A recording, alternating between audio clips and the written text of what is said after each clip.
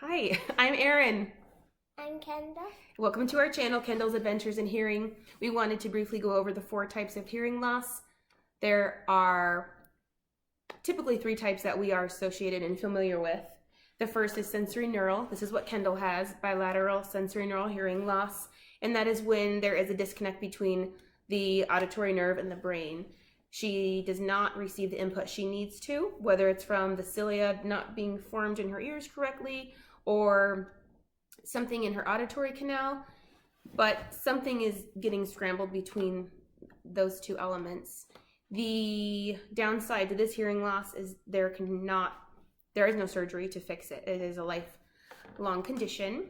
The hearing aids amplify her sound so she can hear, but it's not something we will ever be able to fix.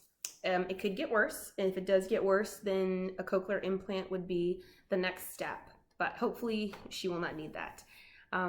In another video, we will talk about diagnosis and MRI and bear studies, and that gets a little bit deeper into the sensorineural loss and the conductive loss and what that looks like.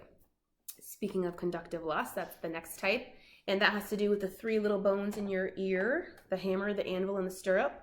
They kind of vibrate together, move around, and if they're malformed or they're stuck together, surgery can fix this.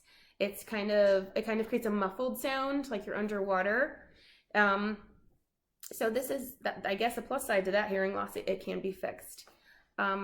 Also, mixed hearing loss is another type, sensorineural and conductive. You can be born with both, or you can develop one.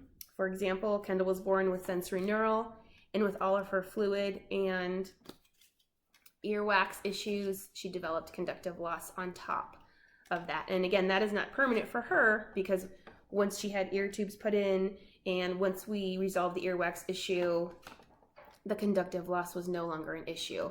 But that had a profound impact on her education and just how she was hearing language for almost 2 years.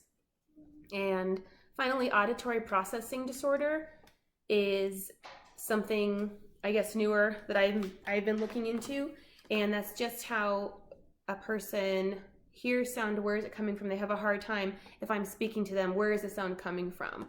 So it's being processed differently in the brain. And those are the 4 types. I'm going to leave some descriptive articles and diagrams in the description box and in the information area of our video so you can find out more. And again, feel free to email me or contact your audiologist, pediatrician, or ENT for more information. Thanks. Bye.